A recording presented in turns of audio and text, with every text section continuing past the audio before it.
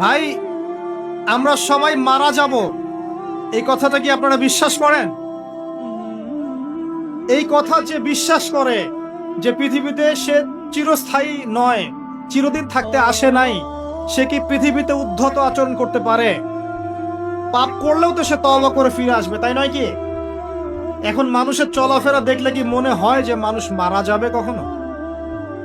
আমাদের সবার সামনে মৌত অপেক্ষা করছে। এই যে আমরা এখানে যারা বসে আছি, আজকে থেকে হয়তো 50 বছর পর কেউ থাকবো, হতে পারে না? হতে পারে না? 50 বছর অনেক বেশি বলেছি আমি। দেখেন না সামনে কি হয়। 100 বছর পর এখন পৃথিবীতে যারা বেঁচে আছে, এখন 100 বছর পর এর কেউ বেঁচে থাকবে না। প্রত্যেক 100 বছরে জেনারেশন চেঞ্জ হয়ে যায়, জানেন? তো মানুষের চলাফেরা দেখলে মনে হয় মানুষ এখন মৃত্যুবরণ করবে না। মৌতের কোনো ফিকির নেই মানুষের। আল্লাহর সামনে দাঁড়াতে হবে, জবাব দিতে হবে, এই চিন্তা মানুষের মধ্যে নাই। সারাদিন দুনিয়া নিয়ে মানুষ ব্যস্ত হয়ে আছে। আল্লাহ পাক হেফাজত করুন আমাদেরকে।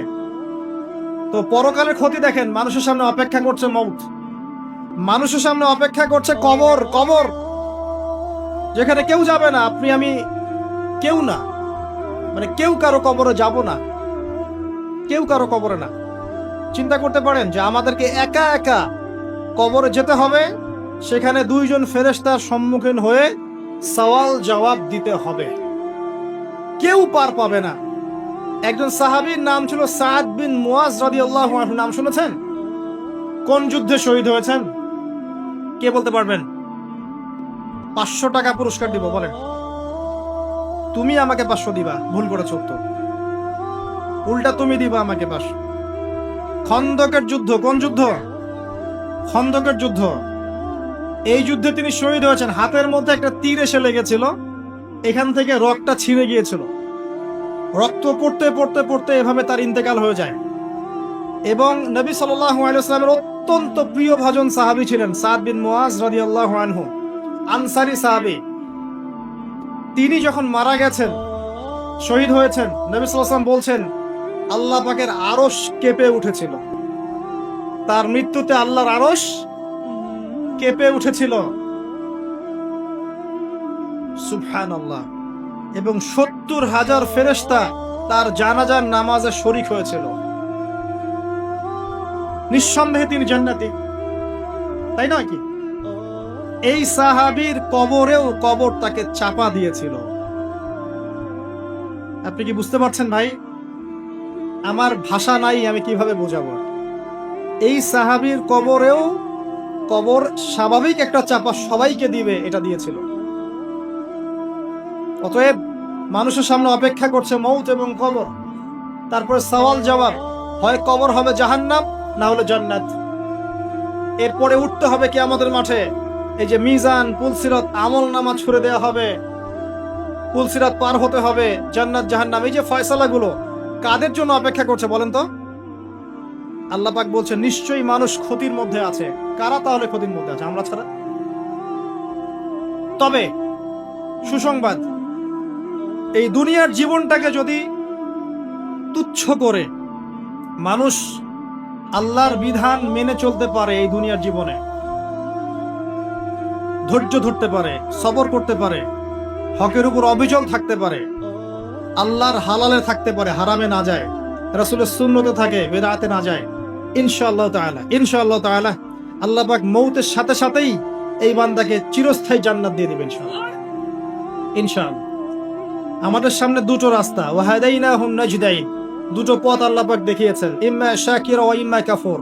ইচ্ছা হলে কৃতজ্ঞ হন, ইচ্ছা হলে অকৃতজ্ঞ হন। দেখেন সূরার মধ্যে দুটো আয়াতে আপনি কতগুলো মেসেজ পেলেন।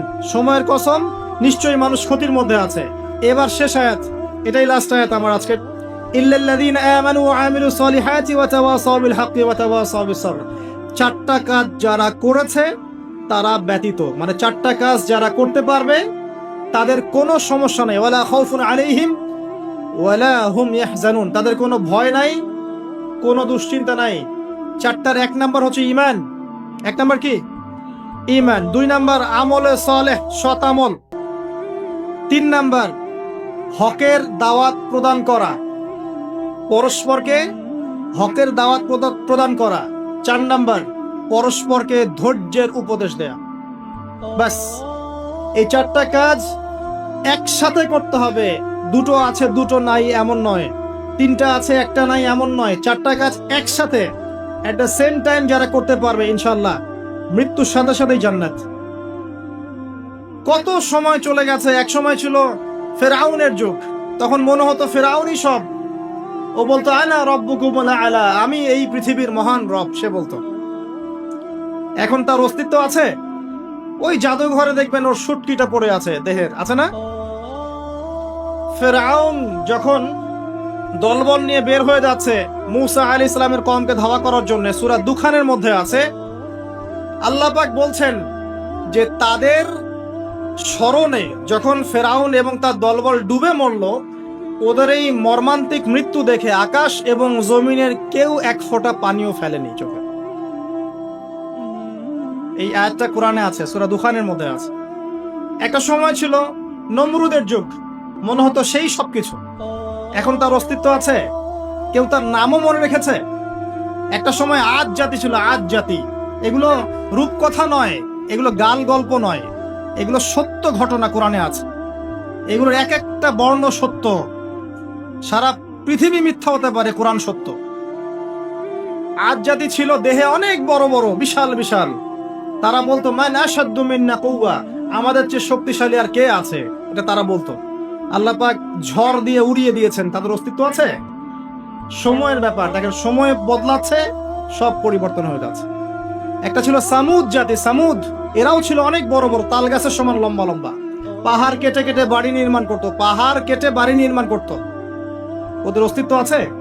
আল্লাহ পাক বজ্রপাত দিয়ে ধ্বংস করে দিয়েছেন। একটা জাতি ছিল সাদুম জাতি, সাদুম, এদেরকে বলা হয় কওমে লূত, মানে সমকামী, হোমোসেক্সুয়াল, মানে নারী নারীতে জেনা করতো, পুরুষ পুরুষে জেনা করতো। নাউজুবিল্লাহ আমরা বলছি, কিন্তু এখন এদের সংখ্যা দিন দিন বাড়ছে সমাজে, এবং এটা কিয়ামতের একটা বড় আলামত। নবী সাল্লাল্লাহু আলাইহি ওয়াসাল্লাম বলেছেন, আমি আমার উম্মতের মধ্যে ভয় পাই কয়েকটা বিষয়। 1 নাম্বার ভয় পাই আমার উম্মত রিয়া করবে, রিয়া, লোক দেখানো আমল করবে। 2 নাম্বার ভয় পাই আমার উম্মত মূর্তি পূজারীদের সাথে মিশে যাবে, আমার উম্মত মূর্তি পূজা করবে। নবী সাল্লাল্লাহু আলাইহি ওয়াসাল্লাম বলেছেন এই কথা, হাদিসে আছে, দেখে নিন। 3 নাম্বার তিনি বলেছেন, আমি ভয় পাই আমার উম্মতের উপরে যে আমার উম্মতের একটা অংশ সমকামী হয়ে যাবে, এবং দিন দিন এটা বাড়ছে। তো একটা কম ছিল সাদুম জাতি, সাদুম, এরা ছিল জর্ডান, যে দেশটার নাম আছে জর্ডান, এই জর্ডানের পাশে একটা সাগর আছে, ডেড সি বা মৃত সাগর, এখানে ওরা বসবাস করত। এরা হোমোসেক্সুয়াল ছিল। তারা তখন বলতো আমরা পবিত্র, কে আছে আমাদেরকে শাস্তি দিবে, হে লূত তুমি যদি পারো আল্লাহর শাস্তি নিয়ে আসো, এরকম করে বলেছিল। যদি পারো আল্লাহর শাস্তি নিয়ে এসে দেখাও। আল্লাহ রাব্বুল আলামিন 2 জন ফেরেশতাকে পাঠিয়েছিলেন, জিবরাইল, মিকাইল। ওই জায়গাটাকে পাখা দিয়ে তুলে আসমানে উঠিয়ে আবার জমিনে ধসিয়ে দিয়েছে। এটা রূপকথা নয়, এটা কোরআনে বলা আছে। ওদের অস্তিত্ব কি এখন আছে? নাই। ওই সাগরটার অস্তিত্ব আছে, ওই সাগরে কোনো মানুষ ডোবে না, ওখানে কোনো প্রাণের অস্তিত্বই নাই, এমন ভাবে আল্লাহ পাক ধ্বংস করেছেন। আমি বলছি সব সময়ের ব্যাপার। দেখেন কওমে নূহ, নূহ আলাইহিস সালামের কওম আছে এখন? নাই। আজ সামুদ, মাদিয়ান, শুআইব আলাইহিস সালামের কওম মানুষকে ঠকাতো, ছিনতাই করত, মাপে কম দিত, এবং মানুষকে খুব বেশি বেশি পিটাতো, মানুষকে মারতো, খুব কঠিন ভাবে মারতো। এখন কিন্তু এই সুন্নত চলছে, মানুষকে কঠিন ভাবে মারা হয়। তো এই সুন্নতটা শুআইব আলাইহিস সালামের কওমের, এবং সেই কওম প্রথম কওম যাকে আল্লাহ পাক পৃথিবীতে ভূমিকম্প দিয়ে ধসিয়ে দিয়েছেন। এদের অস্তিত্ব কি এখন আছে? নাই। আমি বলতে চাচ্ছি যে জুলুম, জালেম, মাজলুম এগুলো চিরস্থায়ী নয়, আপেক্ষিক বিষয়। একটা সময় যাচ্ছে, আরেকটা সময় আসবে, আবার এই সময় চলে যাবে, আরেকটা সময় আসবে, পৃথিবী এভাবে চলতেই থাকবে। এর মধ্যেই পরীক্ষা, এর মধ্যেই দুনিয়ার জীবনে পরীক্ষা। আপনাকে আমাকে হকের উপর থাকতে হবে, সালাত আদায় করতে হবে, কোরআন সুন্নাহ মেনে চলতে হবে, পারিবারিক আদর্শ ঠিক করতে হবে, সবকিছু জাহিলিয়াতে ডুবে গেলেও আপনাকে ঠিক থাকতে হবে, এটাই পরীক্ষা। কিয়ামতের মাঠ আছে বলেই কোনো জালেম পার পাবে না। পার পাবে? কোনো মাজলুম এর অধিকার খর্ব হবে না। কিয়ামতের মাঠে তার অধিকার তাকে পুষিয়ে দেওয়া হবে ইনশাআল্লাহ। কথা বুঝতে পারছেন? একটা হাদিসে আছে, নবী সাল্লাল্লাহু আলাইহি ওয়াসাল্লাম সহিহ মুসলিমের হাদিসে বলেছেন, এখানকার উলামায়ে কেরাম সবাই হাদিসটা জানেন, আমি জানি, কেউ যদি কোনো মানুষকে হেদায়েতের পথে ডাকে, যে কেউ এই উম্মতে মুহাম্মাদের মধ্যে কেউ যদি কোনো মানুষকে হেদায়েতের পথে ডাকে এবং তার আহ্বানে সেই ব্যক্তি আল্লাহর পথে ফিরে আসে, এই ব্যক্তি সারা জীবনে যত আমল করবে এই আমলের একটা অংশ সেই ব্যক্তি পাবে যে তাকে আল্লাহর পথে ডেকেছে। এটা হচ্ছে আল্লাহর পথে দাওয়াত দেওয়ার ফজিলত। আপনি যদি আল্লাহর পথে মানুষকে দাওয়াত দেন, নামাজের দিকে, সুন্নতের দিকে, কোরআনের দিকে, ঠিক আছে, জিকির আজগারের দিকে, পরিপূর্ণ ইসলামিক শরিয়ার দিকে আপনি মানুষকে যদি দাওয়াত দেন, আর মানুষ যদি আপনার দাওয়াত কবুল করে পথভ্রষ্টতা ছেড়ে দিয়ে ইসলামের পথে চলে আসে, তাহলে এই মানুষগুলো সারা জীবন যত নেক কাজ করবে এই নেক আমলগুলোর একটা অংশ আপনি পাবেন। এর চেয়ে বড় কোনো ব্যবসা হতে পারে? তাহলে এই অর্থে কি আমি একজন ধর্ম ব্যবসায়ী নই? কোনো সমস্যা আছে? এটা তো ভালো, উত্তম, কল্যাণ। এবং এর চেয়ে বড় ব্যবসার কি হতে পারে? যে কোরআন এবং সুন্নাহর সঠিক কথাগুলো আপনারা জনগণকে বলবেন, জনগণ সেগুলো শুনবে, শুনে আল্লাহর পথে ফিরে আসবে। তারা সারা জীবন যত নেকির কাজ করবে ওই সমস্ত নেকির একটা অংশ আপনার আমলনামায় যুক্ত হবে। ব্যবসা, সবচেয়ে বড় ব্যবসা। আবার এই হাদিসের আরেকটা অংশ আছে, পরের লাইনে লেখা আছে, নবী সাল্লাল্লাহু আলাইহি ওয়াসাল্লাম বলেছেন, কেউ যদি কোনো মানুষকে পথভ্রষ্টতার দিকে দাওয়াত দেয়, মানে কেউ যদি কোনো মানুষকে গোমরাহির দিকে দাওয়াত দেয়, ভুল পথের দিকে দাওয়াত দেয়, এবং তার দাওয়াতে যত মানুষ বিভ্রান্ত হয়ে যাবে এই সমস্ত বিভ্রান্ত মানুষের পাপের একটা অংশ ওই ব্যক্তির আমলনামায় যুক্ত হবে। তো এখানে রিস্ক আছে। ইসলাম নিয়ে যে কথাটা বলতে যাব তার পিছনে দলিল প্রমাণ থাকতে হবে, এবং দলিলটা হতে হবে কোরআন এবং সুন্নাহ থেকে। এরপরে আপনি কথা বলতে পারেন, কোনো সমস্যা নাই। তাই যতটুকু জানি এতটুকু বলবো, যেটা জানি না সেটা বলবো না, ঠিক আছে? আমি এসেছি এই ব্যবসা করতে আপনাদের সাথে, যে আমি কিছু কথা আপনাদেরকে বলবো ইনশাআল্লাহ, এর মধ্যে যেগুলো সহি, বিশুদ্ধ, কোরআন এবং সুন্নাহর সাথে মিলে যাবে, আপনারা সেগুলোর প্রতি আমল করবেন তো ইনশাআল্লাহ। তাহলে আপনাদের সারা জীবনের এই নেকির একটা অংশ আমি পাবো ইনশাআল্লাহ তাআলা। আর যদি আল্লাহ না করুক আমার মুখ থেকে কোনো ভুল কথা বের হয়ে যায়, সেগুলো কোশ্চেন কালেও আপনারা আমল করবেন না। আমার কথাগুলোকে অবশ্যই কোরআন এবং সুন্নাহর সাথে মিলিয়ে দেখবেন, ঠিক আছে? আল্লাহ রাব্বুল আলামিন পবিত্র কোরআনুল কারীমের মধ্যে সূরাতুল আসর নামে একটা সূরা নাজিল করেছেন, নাম শুনেছেন তো? আচ্ছা, আপনাদের মধ্যে কতজন আছেন যারা কোরআনের জন্য জীবন দিতে চান? হাত তোলেন দেখি। মাশাআল্লাহ, খুব চমৎকার, খুব চমৎকার। একটু দাঁড়ান, তাকবীর পড়ে দেন। এবার বলেন যে কতজন আল কোরআন বিশুদ্ধ করে তেলাওয়াত করতে জানেন? হাত তুলে নেন। মাশাআল্লাহ, তাহলে জীবন দানকারীর সংখ্যা কমে গেছে আলহামদুলিল্লাহ। এখন যারা হাত উঁচু করেছেন যে বিশুদ্ধ করে পড়তে জানেন, তাদের মধ্যে কতজন কোরআনের 10টা সূরার অর্থ জানেন? হাত তুলে দেন। হাতের সংখ্যা একটু কমেছে। 20টা সূরার অর্থ জানেন কারা কারা? হাত একটু কমে গেছে না? এবার যদি বলি পুরা কোরআনের অর্থ কারা জানেন? এবার মাশাআল্লাহ একটা হাতও নাই। সমস্যা এটাই, আমি বারবার আমাদের সমস্যা নিয়ে কথা বলতে চাই। আমাদের সমস্যা, অন্যের সমস্যা না, আমাদের উম্মার সমস্যা। আমরা আল্লাহকে ভালোবাসি, রাসূলকে ভালোবাসি, কোরআনকে প্রচন্ড মহব্বত করি, শ্রদ্ধা করি, সম্মান করি, কোরআনের জন্য জীবন দিতে প্রস্তুত থাকি, তাই না? কিন্তু দুর্ভাগ্যজনক হচ্ছে ওই কিতাব আমরা পড়তে জানি না, ওই কিতাবের অর্থ আমরা বুঝি না। আল কোরআনুল কারীম হিফজ করেছেন কতজন? হাত তোলেন দেখি, এখানে কতজন আছেন হাফেজে কোরআন? মাশাআল্লাহ। দেখবেন কোরআনের প্রতি আবেগ মানুষের প্রচুর, কিন্তু কোরআন বিশুদ্ধ করে তেলাওয়াত করার ব্যাপারে, অর্থ বোঝার ব্যাপারে, কোরআনের ভাষাটা শেখার ব্যাপারে আমরা উদাসীন। একটা কমন সেন্স, আপনি নামাজ পড়ছেন, নামাজের মধ্যে কোরআন তেলাওয়াত করছেন তো? এখন যে সূরাগুলোর অর্থ আপনি জানেন, সেগুলো তেলাওয়াত করার সময় আপনার মনোযোগটা বাড়ে না কমে? বাড়ে না কমে? আর যেগুলো আপনি অর্থ জানেন না, সেগুলোর সময় কি আপনি নামাজে মনোযোগ পান? সত্যি কথা বলেন। এই যে রুকুর তাসবিহ পড়েন, সেজদার তাসবিহ পড়েন, তাশাহুদ পড়েন, দরুদ পড়েন, দোয়া মাসুরা পড়েন, প্রথমে সানা পড়েন, পরে সূরা ফাতিহা পড়েন, আরেকটা সূরা মিলিয়ে পড়েন, এই যে পুরোটা সময় আরবি দিয়ে কথা বলেন আল্লাহর সাথে, আরবি দিয়ে মোনাজাত করেন, চুপি চুপি কথা বলেন, এই সময়টুকুর মধ্যে আপনি পূর্ণাঙ্গ সময় কি মনোযোগ ধরে রাখতে পারেন? বা এই পুরো বিষয়গুলোর অর্থ কি আপনি জানেন? যদি আপনি অর্থ জানতেন, তাহলে নামাজে মনোযোগ বাড়তো না কমতো? মনে করেন আপনার সন্তান অসুস্থ, আল্লাহ না করুক, আপনার সন্তান অসুস্থ, খুব অসুস্থ, আইসিইউতে আছে, রংপুর মেডিকেল আইসিইউতে আছে। এখন জীবন মৃত্যুর সন্ধি করে আপনার সন্তান লড়ছে। এখন আপনি বুঝতে পারছেন যে এই বিপদ থেকে বাঁচানোর জন্য আমার আল্লাহ ছাড়া আর কেউ নাই, আছে?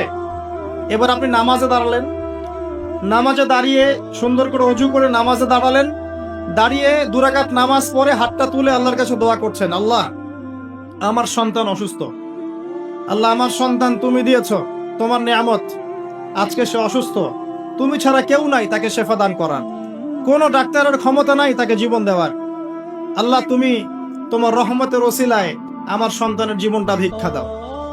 এই দোয়াটা যদি আপনি করেন, আপনার মনোযোগ বাড়বে না কমবে? এবং এটা আপনি পূর্ণাঙ্গ মনোযোগ দিয়ে করতে পারছেন না। কেন পারছেন? কারণ আপনি যা বলছেন তার অর্থ আপনি বুঝতে পারছেন, আপনি যা বলছেন তার অর্থ আপনি অনুধাবন করতে পারছেন, এটাই হচ্ছে কারণ। আর এই জায়গা গিয়ে আমি বলেছি যে কোরআন যদি আপনি অনুধাবন করতে পারেন, অর্থগুলো বুঝতে পারেন, তখন আপনি প্রতিটা পদে পদে আল্লাহকে পাবেন ইনশাআল্লাহ। এটা কি বোঝার জন্য খুব বড় ডিগ্রির দরকার আছে?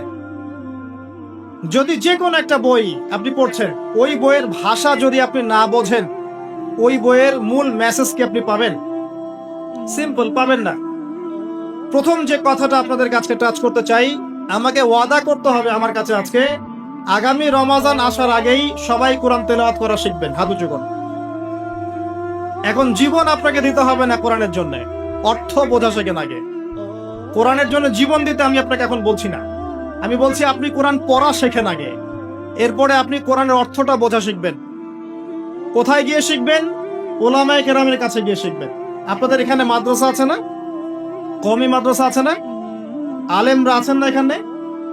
হাফেজ সাহেব, মুফতি সাহেব, কারি সাহেবদের কাছে গিয়ে কোরআন শিখবেন, পারবেন? আজকের মাহফিলে যদি এগুলো প্রতিশ্রুতি করে ধরে রাখতে না পারেন, এখানে এসে বসে ছবি তুলে, ভিডিও করে, সেলফি তুলে কোনো লাভ নাই। আরে বক্তাকে দেখাটা বড় কথা নয়, এমনকি বক্তার কথা শোনাটাও বড় কথা নয়, বড় কথা তার উপর আমল করা। কথা ঠিক না বেঠিক? আচ্ছা, এবার আসেন ছোট্ট একটা সূরা আপনাকে শোনাই। 103 নাম্বার সূরা। কত নাম্বার? 103 নাম্বার। সূরাটার নাম সূরাতুল আসর, মানে সময়ের সূরা। সূরা শব্দের মানে কি? আচ্ছা বাদ দেন, কোরআন শব্দের মানে কি বলেন? কোরআন শব্দের মানে কি?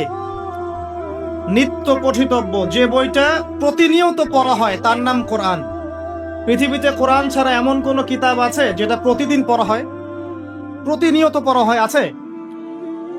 ইসলামের সমস্ত শত্রুরা মিলে যদি পৃথিবী থেকে সমস্ত এই কোরআনের কপি আজকে পুড়িয়ে ফেলে, নাউজুবিল্লাহ, আগামীকাল এরকম লক্ষ লক্ষ কপি বের করা সম্ভব। কিভাবে সম্ভব? এই যে কলিজার মধ্যে কোরআন আছে, কেউ এটা মেশাতে পারবে না। পারবে? পারবে না। এটাই বলছিলাম যে কোরআনের যে নিত্য পঠিতব্য ব্যাপারটা অন্য কোন কিতাবের ক্ষেত্রে প্রযোজ্য হয়? কোরআন মানে নিত্য পঠিতব্য।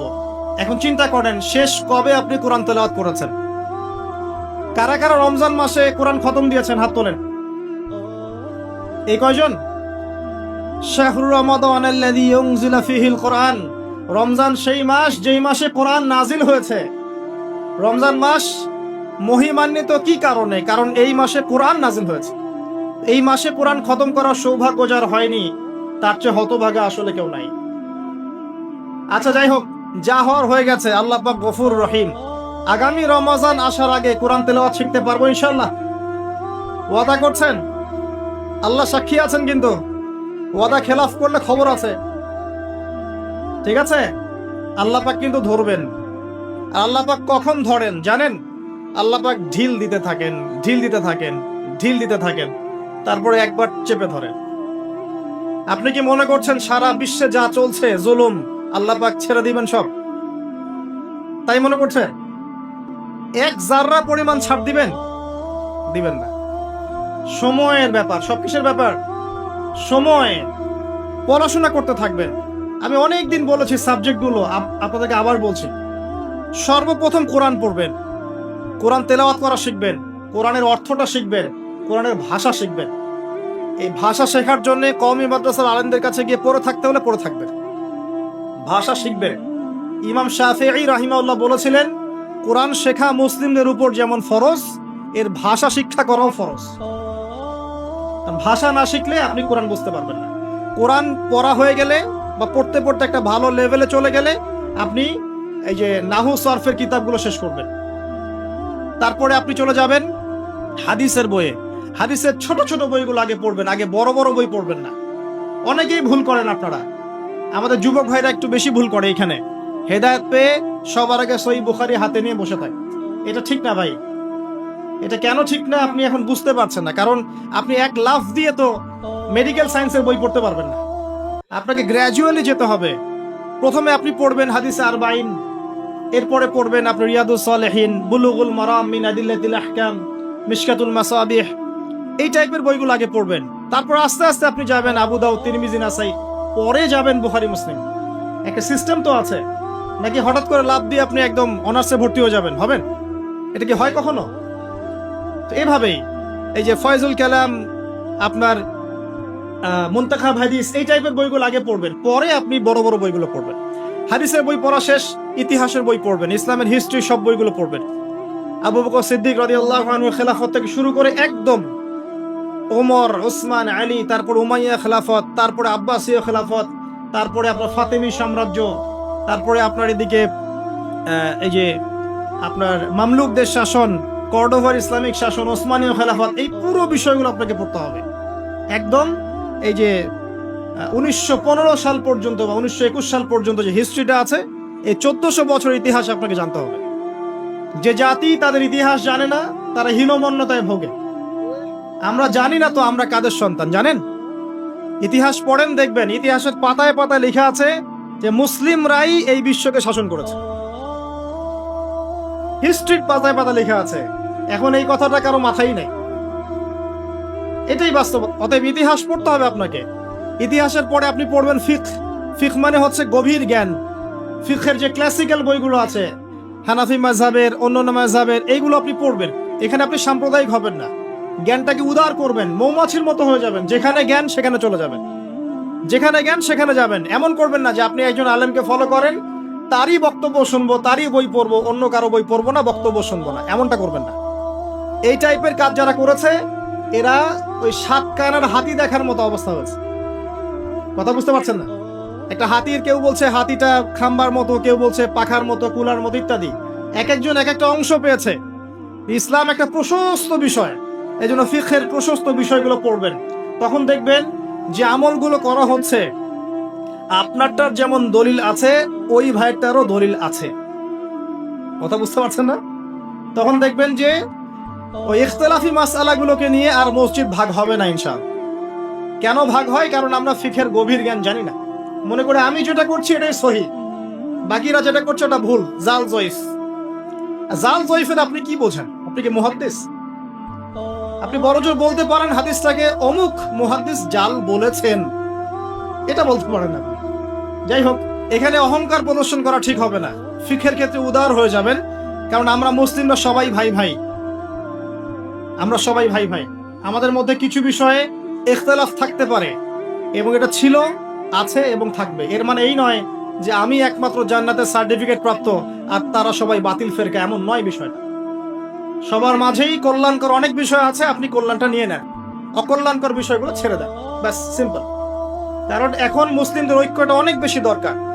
যদি মুসলিমদের ঐক্য থাকতো আজকে এই দুর্দশা হয়তো হতো না। ঐক্য নাই, কোনো বেজ নাই, সবাই তো এখন কামড় দিবেই। এর জন্য আমরাই দায়ী, অন্যকে দায়ী করার দরকার নাই তো। দোষ তো আমার, দোষ তো আপনার, আপনি আমি তো এক হই নাই, তো মানুষের দিকে আঙ্গুল তোলার দরকার নাই তো। পরিস্থিতি আরো খারাপ হবে, এবং খারাপ হলে আমরা অবাক হব না। মায়ের যদি আরো বেশি খাওয়া হয়, আরো অবাক হওয়ার কিছু নাই, কারণ এটা খাওয়ার যোগ্যতা অর্জন করে ফেলেছি আমরা। আগে নিজেদের ভুলগুলো শুধরাই, আগে নিজেদের ভুলগুলো শুধরাই, তারপরে দেখবেন ইনশাআল্লাহ তাআলা আল্লাহ পাক কবুল করলে আল্লাহ পাক এমন জায়গায় মুসলিমদেরকে নিয়ে যাবেন যখন তাদের দিকে কেউ আঙ্গুল তুলতে পারবে না ইনশাআল্লাহ।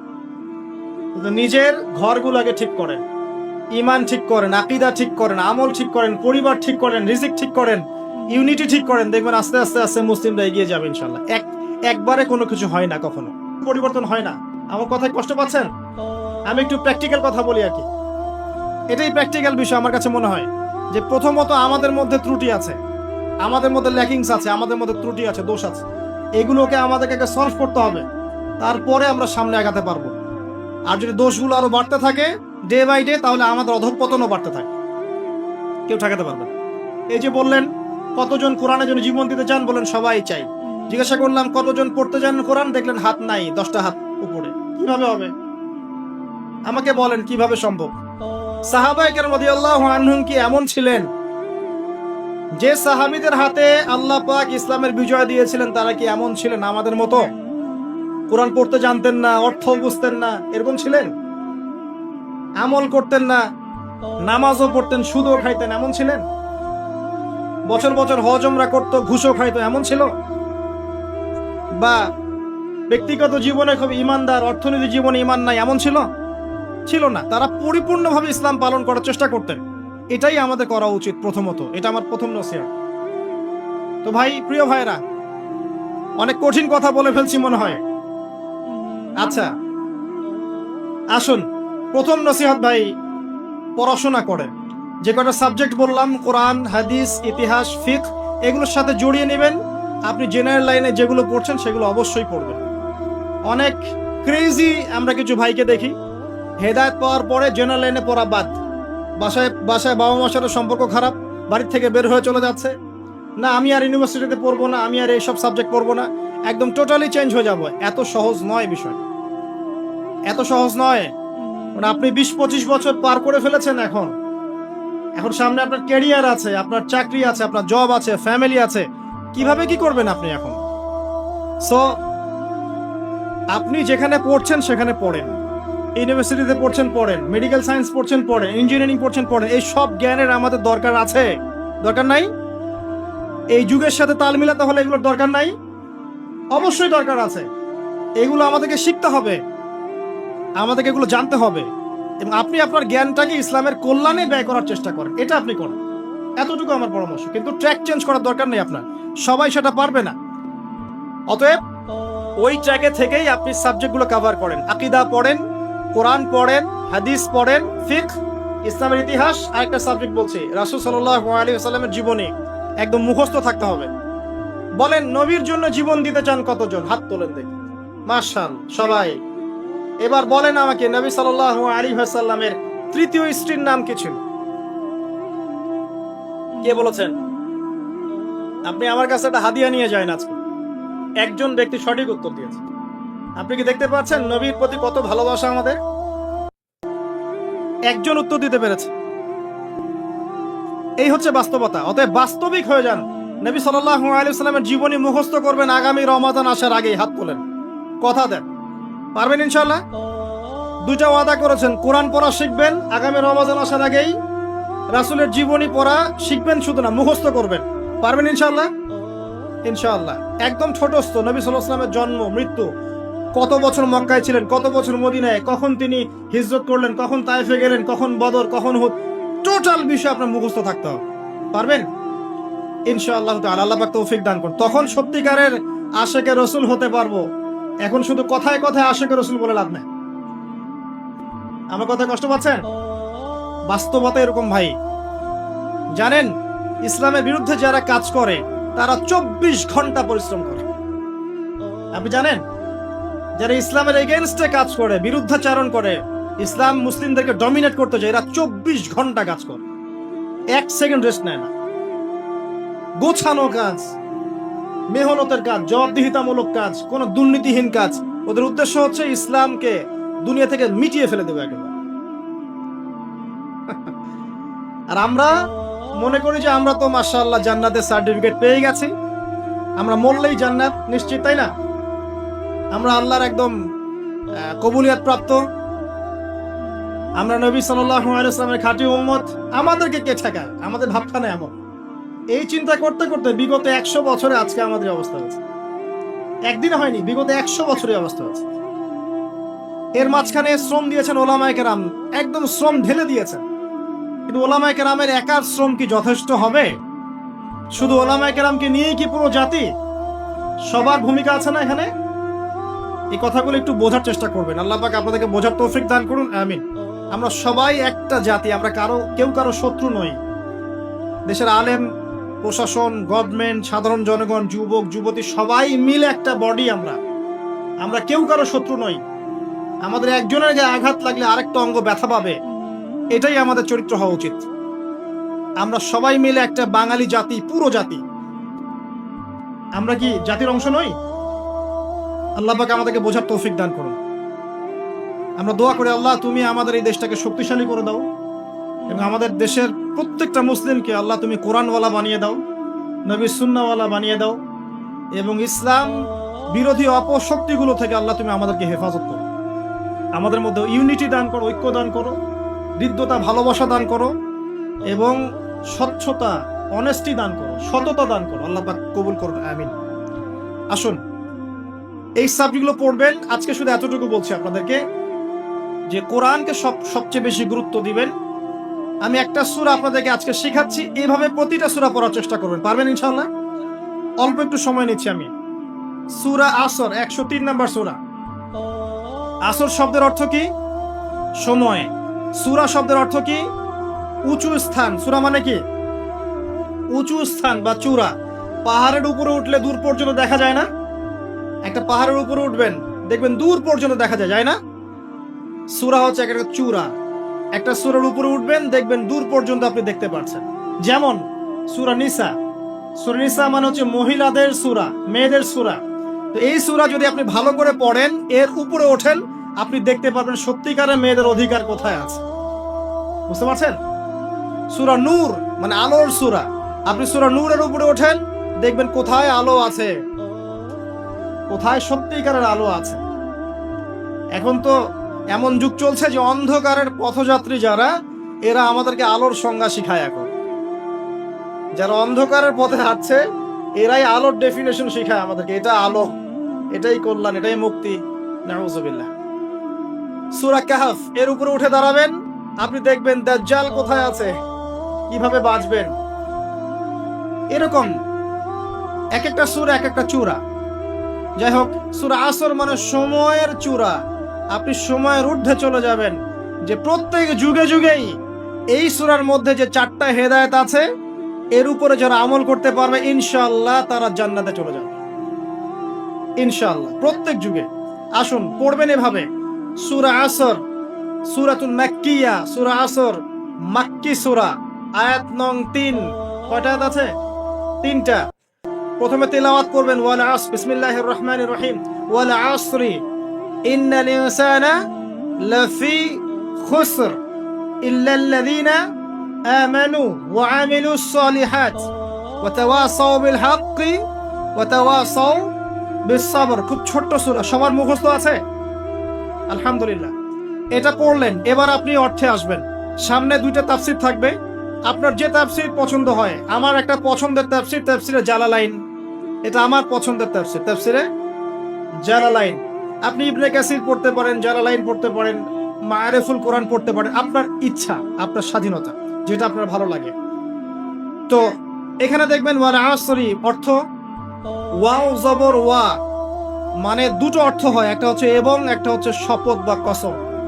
এখানে ওয়া জবর ওয়া মানে হচ্ছে শপথ বা কসম। ওয়া জবর ওয়া মানে কসম, আর আসর মানে সময়। ওয়াল আসরি, সময়ের কসম। একটা বাক্যের অর্থ জেনে ফেলেছেন। ওয়াল আসরি মানে কি? সময়ের কসম। আল্লাহ পাক সময়ের কসম কেন করলেন? সংক্ষিপ্ত করে বলছি, 3টা মেসেজ আপনার জন্য। এক, আপনার জীবনের সবচেয়ে মূল্যবান জিনিস সময়, ঠিক আছে? আপনার আমার সবার জীবনের সবচেয়ে মূল্যবান জিনিস কি? সময়। অতএব সময়কে মূল্যায়ন করতে হবে, সিম্পল, শেষ। একটা মেসেজ পেয়েছেন? ওয়াল আসরির মধ্যে একটা মেসেজ পেলেন, সময়কে মূল্যায়ন করতে হবে। সময়কে মূল্যায়ন করার সবচেয়ে সেরা উপায় হচ্ছে দিন রাত 24 ঘন্টাকে নবী সাল্লাল্লাহু আলাইহি ওয়াসাল্লামের সুন্নত দিয়ে সাজাবেন। পারবেন? ঘুমাবেন তার সুন্নত মোতাবেক, উঠবেন তার সুন্নত মোতাবেক, ফজরের নামাজ পড়বেন, পড়ে কোরআন তেলাওয়াত করবেন, তারপর জিকির আজকার করবেন, নাস্তা করবেন, স্কুলে যাবেন, কলেজে যাবেন, চাকরি ক্ষেত্রে যাবেন, আবার যোহরের নামাজ পড়বেন, আবার আসর, আবার মাগরিব, আবার এশা, রাত্রে তাড়াতাড়ি ঘুমিয়ে যাবেন। এই যে 24 ঘন্টা, ওয়াল আসরি, সময়কে আপনি মূল্যায়ন করলেন। এতে আপনি ইত্তেবায়ে সুন্নতের নেকিও পেলেন। যে ব্যক্তি নবী সাল্লাল্লাহু আলাইহি ওয়াসাল্লামের সুন্নাহর অনুসরণ করবে, ইনশাআল্লাহ তার সাথে সে কিয়ামতের মাঠে থাকবে। ইনশাআল্লাহ তার হাতে সে হাউজে কাউসারের পানি পান করবে। ইনশাআল্লাহ তার জন্য নবী সাল্লাল্লাহু আলাইহি ওয়াসাল্লাম সুপারিশ করবেন ইনশাআল্লাহ তাআলা। আল্লাহ পাক আমাদের সবার তাকদিরে নবী সাল্লাল্লাহু আলাইহি ওয়াসাল্লামের সুপারিশ নসিব করুন, আমিন। হাউজে কাউসারের পানি নসিব করুন, আমিন। এবং আমাদের সবাইকে আল্লাহ পাক তার সুন্নাহ মতো চলার তৌফিক দান করুন, আমিন। একটা মেসেজ। 2 নম্বর মেসেজ, একটু অতীতকালের দিকে তাকান, আপনি সময়ের দিকে তাকান।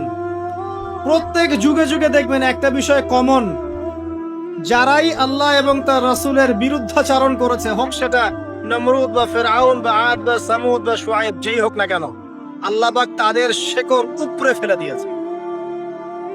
একই সুন্নাত, আপনাকে আল্লাহ পাক সময় দেখতে বলছেন, ইতিহাস দেখো, ওয়াল আসরি, সময়ের কসম। আর প্রত্যেক যুগে যুগে যারাই আল্লাহ এবং তার রাসূলের আনুগত্য করেছে, মাথা পেতে নিয়েছে অবনত চিত্তে, তর্ক করেনি, বাকবিতণ্ডা করেনি, সামি'না ওয়া আতা'না, শুনলাম মানলাম, আল্লাহ পাক তাদের প্রত্যেককে দুনিয়াতেও হেফাজত করেছেন, পরকালেও জান্নাত দিয়েছেন। একই সুন্নাত। এটা আপনার ওয়াল আসরির মধ্যে শিক্ষা। আরেকটা শিক্ষা আছে, এটা এই যুগের জন্য প্রযোজ্য, যেটা আমার ইস্তেহাদ, আমি ভুলও হতে পারি, সঠিকও হতে পারি, ভুল হলে আমার পক্ষ থেকে, সঠিক হলে আল্লাহর পক্ষ। সেটা হচ্ছে শেষ জামানার মানুষ যারা আছে আমরা, নবী সাল্লাল্লাহু আলাইহি ওয়াসাল্লামের উম্মত সবাই শেষ জামানার মানুষ, যেখানে শেষ জামানার আলামতগুলো স্পষ্ট। এটা নিয়ে আমি এখন লেকচার দিতে যাচ্ছি না, আমি অনেক কথা বলেছি এগুলো নিয়ে। শেষ জামানার আলামত যেগুলো স্পষ্ট আলামত, যারা আমরা শেষ জামানায় বাস করছি, তাদের জন্যে ক্ষতি সবচেয়ে বেশি অপেক্ষা করছে। কিরকম? আমাদের চতুর্দিকে ফিতনা, আপনার ধর্মের মধ্যে ফিতনা, পরিবারে ফিতনা, অর্থনীতিতে ফিতনা, আপনার বিশ্বে ফিতনা, সমাজে ফিতনা, ফিতনার ফিতনা, চতুর্দিকে ফিতনা। আপনি দেখবেন, চোখ কান খোলা রাখে দেখেন, চতুর্দিকে ফিতনা। তো শেষ জামানার মানুষ আমরা যারা আছি, এদের জন্য সবচেয়ে বেশি সতর্ক থাকতে হবে। ওয়াল আসরি, সময়ের কসম। এটা বলে আল্লাহ পাক বলতে যাচ্ছেন, ইন্নাল ইনসানা লাফি খুসর, নিশ্চয়ই মানুষ অবশ্যই ক্ষতির মধ্যে আছে। ডাবল তাকিদ আছে এখানে, ইন্নাও আছে, লাফিও আছে। তো নিশ্চয়ই মানুষ অবশ্যই ক্ষতির মধ্যে, বা নিশ্চয়ই মানুষ ক্ষতিগ্রস্ত। মানুষ কিভাবে ক্ষতিগ্রস্ত? আপনার জন্য আমি সহজ করে দিচ্ছি। মানুষ 2 ভাবে ক্ষতির মধ্যে আছে। কয় ভাবে? 2 ভাবে। 1, ইহকালে মানুষ ক্ষতির মধ্যে আছে, আর 2, পরকালে মানুষ ক্ষতির মধ্যে আছে। ইহকালে কেমন ক্ষতির মধ্যে আছে? একটা আয়াত শোনেন, সূরা রুমের মধ্যে আল্লাহ পাক বলেছেন, যাহারাল ফাসাদু ফিল বাররি ওয়াল বাহরি বিমা কাসাবাত আইদিন নাস। জলে এবং স্থলে যত বিপর্যয় ছড়িয়ে পড়েছে, এগুলো মানুষের হাতের কামাই। এগুলো কি? মানুষের। আল্লাহ পাক বলছেন, জলে এবং স্থলে যত বিপর্যয় ছড়িয়ে পড়েছে, এগুলো মানুষের হাতের কামাই। পরিবেশকে দূষিত করেছে কারা? জিনজাতি না বাঘ ভাল্লুক? বলেন। ওই যে মেরু অঞ্চলের বরফ যে গলে যাচ্ছে, এবং এই যে সমুদ্রের উচ্চতা বাড়ছে, আস্তে আস্তে বলা হচ্ছে বাংলাদেশের মতো নিম্ন যে দেশগুলো আছে, এটার বড় অংশ ডুবেও যেতে পারে, আল্লাহ না করুক। এটার জন্য কে দায়ী? এই যে কার্বন মনোঅক্সাইড গ্যাসের মাত্রা যে বাড়ছে বায়ুমণ্ডলে, কে দায়ী? মিলস অ্যান্ড ফ্যাক্টরিজ এগুলো দিয়ে যে আমরা বাতাসের উষ্ণতা বাড়িয়েছে, কে দায়ী এগুলোর জন্য? গরু ছাগল। গরু ছাগল। সুদভিত্তিক অর্থনীতি, এটার জন্য কে দায়ী? যার কারণে গরিবরা গরিব হচ্ছে, ধনীরা ধনী হচ্ছে, কে দায়ী? জিন জাতি। পরিবারে যে ফাসাদগুলো, যে পরকিয়া, আপনার বেশি বেশি জেনা, ব্যভিচার, যুব সমাজের সমস্যা, যে মাদক, এই যে টিকটক, এই যে পাবজি, এই যে আপনার ছিনতাই, কিশোর গ্যাং, এগুলোর জন্য কারা দায়ী? জিন জাতি না গরু ছাগল? একটা একটা করে বলে শেষ করতে পারবো না, আমার সময় খুব কম। বলছি, যত সমস্যা দেখবেন, পারিবারিক বলেন, সোশ্যাল বলেন, যুবকদের সমস্যা বলেন, ভৌগোলিক সমস্যা বলেন, ভূরাজনৈতিক প্রেক্ষাপট বলেন, বিশ্ব দাঁড়িয়ে আছে একটা পারমাণবিক যুদ্ধের সামনে, প্রতিটা প্রবলেমসের পিছনে কিন্তু মানুষ কাজ করছে। কারা কাজ করছে? এটা আল্লাহ বলছেন, যাহারাল ফাসাদ ফিল বাররি ওয়াল বাহরি বিমা কাসাবাত আইদিন নাস। এটা দুনিয়ার ক্ষতি। আর পরকালের ক্ষতি কি? মানুষ নিশ্চিন্তে নাক ডেকে ঘুমাচ্ছে, কিন্তু মানুষের সামনে অপেক্ষা করছে মালাকুল মাউত, মৃত্যুর ফেরেশতা। ভাই, আমরা সবাই মারা যাব, এই কথাটা কি আপনারা বিশ্বাস করেন? এই কথা যে বিশ্বাস করে যে পৃথিবীতে সে চিরস্থায়ী নয়, চিরদিন থাকতে আসে নাই, সে কি পৃথিবীতে উদ্ধত আচরণ করতে পারে? পাপ করলেও তো সে তওবা করে ফিরে আসবে, তাই নয় কি? এখন মানুষের চলাফেরা দেখলে কি মনে হয় যে মানুষ মারা যাবে কখনো? আমাদের সবার সামনে মৌত অপেক্ষা করছে। এই যে আমরা এখানে যারা বসে আছি, আজকে থেকে হয়তো 50 বছর পর কেউ থাকবো, হতে পারে না? হতে পারে না? 50 বছর অনেক বেশি বলেছি আমি, দেখেন না সামনে কি হয়। 100 বছর পর, এখন পৃথিবীতে যারা বেঁচে আছে এখন, 100 বছর পর এর কেউ বেঁচে থাকবে না। প্রত্যেক 100 বছরে জেনারেশন চেঞ্জ হয়ে যায়, জানেন তো? মানুষের চলাফেরা দেখলে মনে হয় মানুষ এখন মৃত্যুবরণ করবে না, মৌতের কোনো ফিকির নেই মানুষের। আল্লাহর সামনে দাঁড়াতে হবে, জবাব দিতে হবে, এই চিন্তা মানুষের মধ্যে নাই। সারাদিন দুনিয়া নিয়ে মানুষ ব্যস্ত হয়ে আছে। আল্লাহ পাক হেফাজত করুন আমাদেরকে। তো পরকালের ক্ষতি দেখেন, মানুষের সামনে অপেক্ষা করছে মৌত, মানুষের সামনে অপেক্ষা করছে কবর। কবর যেখানে কেউ যাবে না, আপনি আমি কেউ না, মানে কেউ কারো কবরে যাব না, কেউ কারো কবরে না। চিন্তা করতে পারেন যে আমাদেরকে একা একা কবরে যেতে হবে, সেখানে 2 জন ফেরেশতার সম্মুখীন হয়ে সওয়াল জবাব দিতে হবে, কেউ পার পাবে না। একজন সাহাবীর নাম ছিল সাদ বিন মুয়াজ রাদিয়াল্লাহু আনহু, নাম শুনেছেন? কোন যুদ্ধে শহীদ হয়েছেন? কে বলতে পারবেন? 500 টাকা পুরস্কার দিব, বলেন। তুমি আমাকে 500 দিবা, ভুল করেছ তো, উল্টা তুমি দিবা আমাকে 500। খন্দকের যুদ্ধ, কোন যুদ্ধ? খন্দকের যুদ্ধ। এই যুদ্ধে তিনি শহীদ হয়েছেন। হাতের মধ্যে একটা তীর এসে লেগেছিল, এখান থেকে রক্তটা ছিঁড়ে গিয়েছিল, রক্ত পড়তে পড়তে পড়তে এভাবে তার ইন্তেকাল হয়ে যায়। এবং নবী সাল্লাল্লাহু আলাইহি ওয়াসাল্লামের অত্যন্ত প্রিয় ভাজন সাহাবী ছিলেন সাদ বিন মুয়াজ রাদিয়াল্লাহু আনহু, আনসারী সাহাবী। তিনি যখন মারা গেছেন, শহীদ হয়েছেন, নবী সাল্লাল্লাহু আলাইহি ওয়াসাল্লাম বলছেন আল্লাহ পাকের আরশ কেঁপে উঠেছিল। তার মৃত্যুতে আল্লাহর আরশ কেঁপে উঠেছিল, সুবহানাল্লাহ। এবং 70,000 ফেরেশতা তার জানাজার নামাজে শরীক হয়েছিল। নিঃসন্দেহে তিনি জান্নাতি, তাই নয় কি? এই সাহাবীর কবরেও কবর তাকে চাপা দিয়েছিল। আপনি কি বুঝতে পারছেন ভাই? আমার ভাষা নাই, আমি কিভাবে বোঝাবো। এই সাহাবীর কবরেও কবর স্বাভাবিক একটা চাপা সবাইকে দিবে, এটা দিয়েছিল। অতএব মানুষের সামনে অপেক্ষা করছে মৌত এবং কবর, তারপরে সওয়াল জবাব। হয় কবর হবে জাহান্নাম, না হলে জান্নাত। এরপরে উঠতে হবে কিয়ামতের মাঠে, এই যে মিজান, পুলসিরাত, আমল নামা ছুড়ে দেওয়া হবে, পুলসিরাত পার হতে হবে, জান্নাত জাহান্নাম, এই যে ফয়সালাগুলো কাদের জন্য অপেক্ষা করছে বলেন তো? আল্লাহ পাক বলছে নিশ্চয়ই মানুষ ক্ষতির মধ্যে আছে। কারা তাহলে ক্ষতির মধ্যে আছে? আমরা ছাড়া। তবে সুসংবাদ, এই দুনিয়ার জীবনটাকে যদি তুচ্ছ করে মানুষ আল্লাহর বিধান মেনে চলতে পারে এই দুনিয়ার জীবনে, ধৈর্য ধরতে পারে, সবর করতে পারে, হকের উপর অবিচল থাকতে পারে, আল্লাহর হালালে থাকতে পারে, হারামে না যায়, রাসূলের সুন্নতে থাকে, বেদাতে না যায়, ইনশাআল্লাহ তাআলা আল্লাহ পাক মৌতের সাথে সাথেই এই বান্দাকে চিরস্থায়ী জান্নাত দিয়ে দিবেন ইনশাআল্লাহ। আমাদের সামনে দুটো রাস্তা, ওয়াহাদাইনাহুন নাজদাইন, দুটো পথ আল্লাহ পাক দেখিয়েছেন, ইম্মা শাকিরা ওয়া ইম্মা কাফুর। ইচ্ছা হলে কৃতজ্ঞ হন, ইচ্ছা হলে অকৃতজ্ঞ হন। দেখেন সূরার মধ্যে দুটো আয়াতে আপনি কতগুলো মেসেজ পেলেন। সময়ের কসম, নিশ্চয়ই মানুষ ক্ষতির মধ্যে আছে। এবার শেষ আয়াত, এটাই লাস্ট আয়াত আমার আজকের। ইল্লাল্লাযীনা আমানু ওয়া আমিলুস সলিহাতি ওয়া তাওয়াসাউ বিল হাক্কি ওয়া তাওয়াসাউ বিস সাবর। চারটা কাজ যারা করেছে তারা ব্যতীত, মানে চারটা কাজ যারা করতে পারবে তাদের কোনো সমস্যা নাই। ওয়ালা খাউফুন আলাইহিম ওয়ালা হুম ইয়াহজানুন, তাদের কোনো ভয় নাই, কোনো দুশ্চিন্তা নাই। চারটার এক নাম্বার হচ্ছে ঈমান। এক নাম্বার কি? ঈমান। দুই নাম্বার আমলে সালেহ, সৎ আমল। তিন নাম্বার হকের দাওয়াত প্রদান করা, পরস্পরকে হকের দাওয়াত প্রদান করা। চার নাম্বার পরস্পরকে ধৈর্যের উপদেশ দেয়া।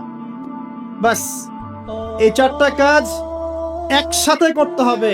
দুটো আছে দুটো নাই এমন নয়, তিনটা আছে একটা নাই এমন নয়, চারটা কাজ একসাথে এট দ্য সেম টাইম যারা করতে পারবে ইনশাআল্লাহ মৃত্যুর সাথে সাথেই জান্নাত। অল্প করে ব্যাখ্যা করছি। ঈমান কি জিনিস? ঈমান মানে কি বলেন? বিশ্বাস। কয়টা বিষয় বিশ্বাস করতে হয়? শুকরিয়া, 6টা। এক নাম্বার আল্লাহর প্রতি বিশ্বাস, আমানতু বিল্লাহ এক নাম্বার। ওয়া মালাইকাতিহি, তার ফেরেশতা মণ্ডলীর প্রতি। ওয়া কুতুবিহি, তার আসমানি কিতাব সমূহের প্রতি। 4 ওয়া রুসুলিহি, তার রাসূলগণের প্রতি। 5 ওয়াল ইয়াউমিল আখির, পরকালের প্রতি। 6 ওয়াল কদরি খায়রিহি ওয়া শাররিহি, তাকদীরের ভালো এবং মন্দের প্রতি বিশ্বাস। আল্লাহর প্রতি বিশ্বাস মানে এক কথায় আপনি আল্লাহর তাওহীদে থাকবেন, শিরক করবেন না, ঠিক আছে? এক। ফেরেশতা মণ্ডলীর প্রতি বিশ্বাস মানে আল্লাহ পাক অসংখ্য ফেরেশতা সৃষ্টি করেছেন, বিভিন্ন কাজে নিয়োজিত করেছেন, যাদেরকে আমরা দেখি না। এই দুনিয়াতে খালি চোখে দেখা যাবে না, মৌতের সাথে সাথেই দেখা যাবে ইনশাআল্লাহ। বিশ্বাস করতে হবে। এগুলোকে বিজ্ঞান প্রমাণ না করলেও বিশ্বাস করতে হবে, কারণ বিজ্ঞান সবকিছু চূড়ান্ত ব্যাখ্যা দিতে পারবে না। পারবে? বিজ্ঞানের একটা সীমাবদ্ধতা আছে, আল্লাহর জ্ঞানের কোনো সীমাবদ্ধতা নাই। সিম্পল। 3 নাম্বার ওয়া কুতুবিহি, অনেক আসমানি কিতাব আল্লাহ পাক নাজিল করেছেন। শুধু কোরআনই একমাত্র আসমানি কিতাব নয়, এর আগে আল্লাহ পাক নাজিল করেছিলেন তাওরাত, জাবুর, ইনজিল, এগুলো তো সবগুলো আল্লাহর পক্ষ থেকে এসেছিল, কিন্তু মানুষ এগুলোকে বিকৃত করেছিল যুগে যুগে। এই জন্য আল্লাহ পাক সর্বশেষ ফাইনাল টেস্টিমেন্ট হিসেবে আল কোরআন নাজিল করেছেন। কিয়ামত পর্যন্ত এরপরে আর কোন নবীও আসবে না, কোন কিতাবও আসবে না। যদি কেউ বলে না কিয়ামতের আগে নবী আসতে পারে, কি বলবেন? হ্যাঁ, যদি কেউ বলে যে না কিয়ামতের আগে আরো নবী আসতে পারে, কেউ যদি বলে যে জনৈক ব্যক্তি ছিলেন যিনি হচ্ছেন ঈসা আলাইহিস সালাম, আপনি কি বলবেন? জনৈক ব্যক্তি নিজে মাহদি, আবার তিনি ঈসা, দুটাই। এমনও ব্যক্তি নাকি চলে গেছেন পৃথিবী থেকে যিনি নিজে ইমাম মাহদিও ছিলেন আবার ঈসাও ছিলেন। সুবহানাল্লাহ। আর মানুষ এগুলো কথা বিশ্বাসও করছে, এদের কথা শুনে মানুষ আবার ধর্ম ত্যাগও করছে। সুবহানাল্লাহ, সুবহানাল্লাহ। কত বড় অজ্ঞ হলে মানুষ এতদূর পর্যন্ত জাহেল হতে পারে, চিন্তা করে। তাহলে কনস্টান্টিনোপল জয় হবে কবে, আর মালহামাই বা হলো কখন? সুবহানাল্লাহ। তো কেউ যদি বলে ভাই টেলিভিশনে প্রচার করে, অনলাইনে প্রচার করে যে আমি নবী, আমি মাহদি, আমি ঈসা, আল্লাহর ওয়াস্তে এগুলোকে বিশ্বাস করতে যায় না, ঈমান হারা হয়ে যাবেন, জাহান্নামে যেতে হবে। যতই টাকার প্রলোভন দেখ, চাকরির প্রলোভন দেখ, জমি জমা দেখ, আল্লাহর ওয়াস্তে ধর্ম ত্যাগ করেন। আমার কথার ইশারা বুঝে নেন, সব কথা পাবলিকলি বলা যায়, ঠিক আছে? অনেক নবী রাসূল আল্লাহ পাক পাঠিয়েছেন, সর্বশেষ নবীকে মুহাম্মদ সাল্লাল্লাহু আলাইহি। আর কোন নবী আসবেন নাকি বিশ্বাস করেন আসবেন? নবীজি বলেছেন কিয়ামতের আগে 30 জন ভণ্ড নবী আসবে। কয়জন? যার মধ্যে 3 জন হবে মহিলা। 3 জন কি হবে? মহিলা। আরেকটা হাদিস আছে 4 জন মহিলা হবে, বাকি 26 জন পুরুষ। যাই হোক, ওয়াল ইয়াউমিল আখির, পরকাল। পরকাল মানে এই যে মৃত্যুর পর থেকে শুরু করে একদম জান্নাত জাহান্নাম পর্যন্ত পরকাল। ওয়াল কদরি খাইরি ওয়া শাররি, তাকদীরে ভালো মন্দ, তাকদীরে বিশ্বাস করতে হবে। আল্লাহ পাক ভাগ্য লিখে রেখেছেন। আপনি যতই দুর্নীতি করেন না কেন, ভাগ্যে যা লেখা আছে এর বাইরে একটা চাল বেশি পাবেন না। আর আপনি যতই অভাবী হন না কেন, কষ্টে থাকেন না কেন, আল্লাহ পাক যতটুকু রিজিক দিয়েছেন আপনাকে, এর বাইরে আপনি রিজিক পাবেন না। এটা আগে মাথায় ইনস্টল করেন। আপনি যত পরিশ্রম করেন দুনিয়ার জন্য, যতটুকু নির্ধারিত আছে আল্লাহর পক্ষ থেকে, এর বাইরে এক কানা করি বেশি পাবেন। আর তাহলে যারা